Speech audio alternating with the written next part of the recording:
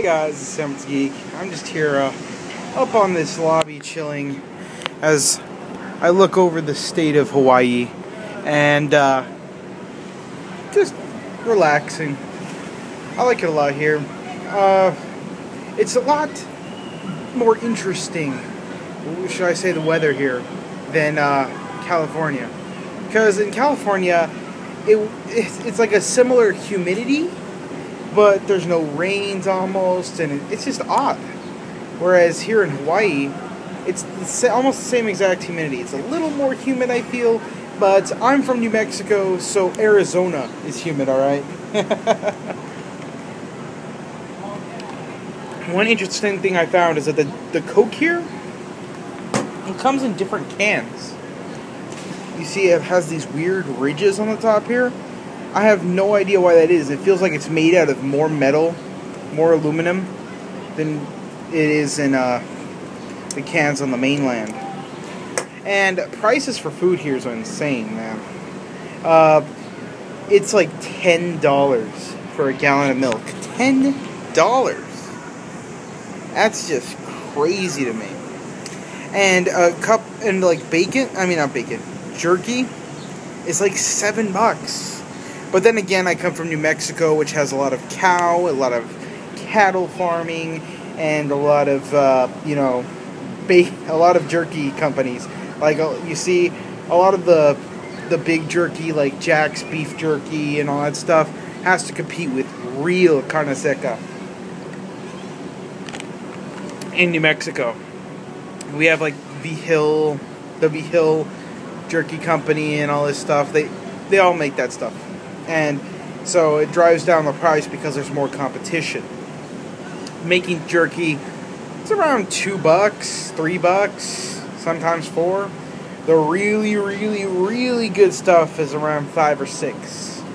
But jerky's pretty low, unless you're in Santa Fe, of course, which is the the tourist area, and jerky sometimes hits $11 to $15. Which I hear is pretty much average for, like, the East Coast. I haven't been on the East Coast since I was, like, 5, so I don't know.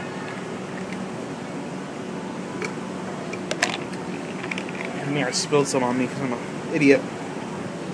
But yeah, it's pretty beautiful out here. Not as amazing as it looks on the postcards, but who knows? You know, nothing looks like it does on the postcards. Except for Black Mesa. That looks pretty much how it does on the postcards.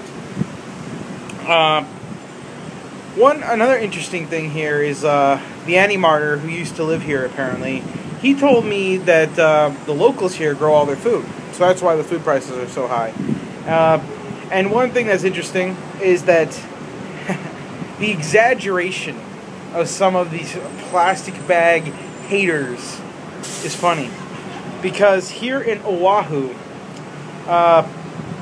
there is no ban on plastic bags. Plastic bags are fucking everywhere. Everywhere you go. Plastic bag, plastic bag, plastic bag. I have a bunch of plastic bags. I feel like making a video just showing them off to have plastic bags in Hawaii. Because a lot of these people are like, it worked for Hawaii, it worked for Hawaii. But the biggest area where the most consumption is, there's still plastic bags. And refusals of the state of Hawaii and Oahu have failed to ban plastic bags. Because there's no reason to ban plastic bags. And I think it's so fucking dumb that people want to ban plastic bags. What's the point? I mean, there's like, and I haven't seen one plastic bag on the beach. And I've actually read a couple of Hawaiian blogs who want the plastic bags to come to Oahu, and their excuse is that the birds will eat the plastic bags and die. In my whole time here, I've seen a shitload of birds, and none of them was munching on a plastic bag. No dead birds, nothing. This is the least amount of dead animal life I've seen in the past 2 days.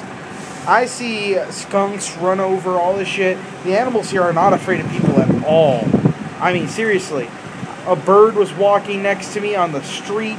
No, wasn't scared, nothing. And that's crazy to me. And there's like a Hawaiian church. I don't know if you can see the flag on there. These are a bunch of hotels. This isn't exactly the greatest view to relax in. And there's a pool. Yeah. It's not the greatest view to relax in, and there's tons of the wind, so I don't know how that's going to affect the video. But, you know, it's just nice to be out of New Mexico, pretty much. One thing I gotta say about E3 is that I see all these people making E3 videos here on YouTube, and they don't know what the hell E3 is. E3 is a business trip. That's what it is. It's a business area. Those press meetings, they're not for you. They're not for gamers. I don't know what this mentality is that, oh, well, there's all these gamers watching. Yeah, but they're not designed for you. They're designed for stockholders.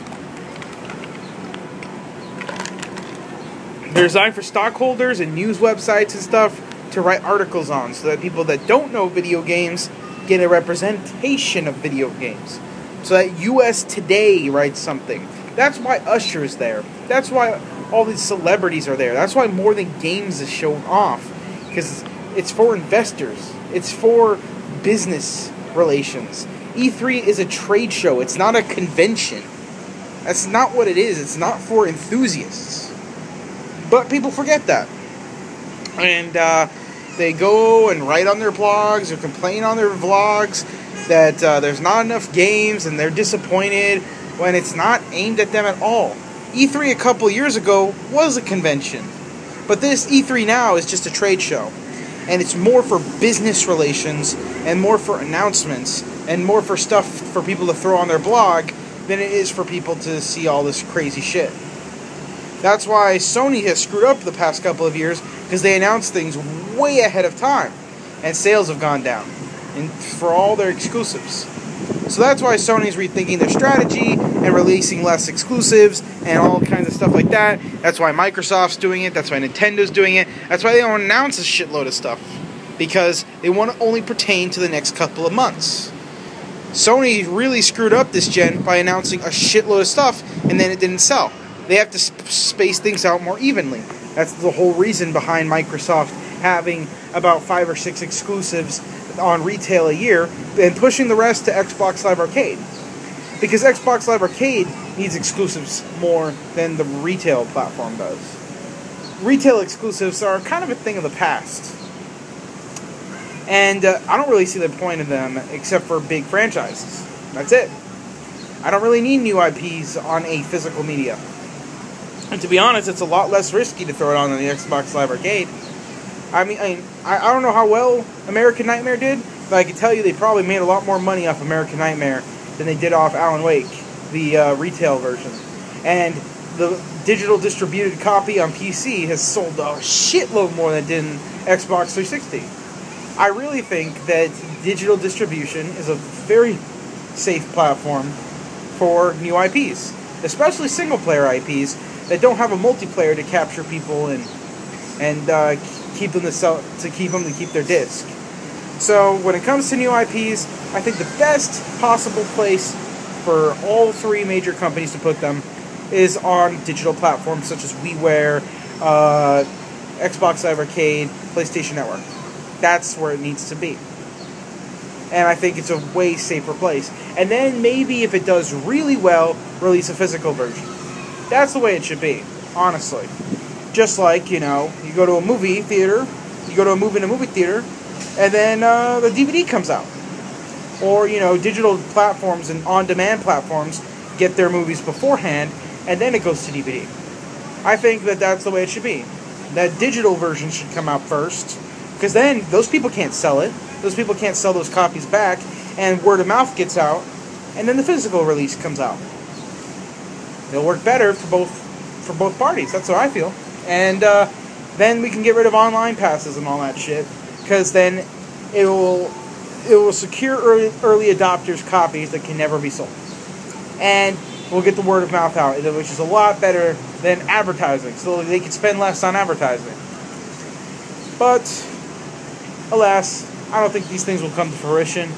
I think we'll either go all digital, or there'll be a very small train to digital, or we're just going to get a bunch of fucking codes, and I'm going to have to enter a 25-minute code on every goddamn disc that I receive as a review copy or I buy.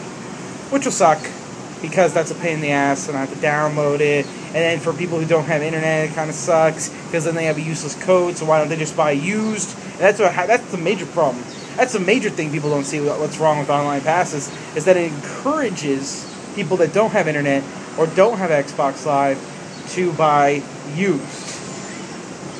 You know, but a lot of people don't see the companies don't see the fallacy in online passes. I'm not a fan of them. I don't think they're dumb, though. I see the purpose of them. But I think it's handled completely wrong. I think that, you know, it's good for them to keep up the servers, but I think the best idea would be to make it digital first. But then I know a lot of people on here would hate that because they love doing unboxing videos. They love being first. They love throwing their shit on YouTube. And that's why you see a lot of YouTubers against digital distribution and online passes. It has nothing to do with them themselves. Most of them probably don't even give a shit. But it takes away from their bottom line. So that's why they don't care. Anyways, I'm going to go back to having a relaxing time out here on the patio. Find out what I'm going to do tonight. Might go to a luau. We have one of those scheduled later in the week. But our hotel has one for free. Anyways, aloha.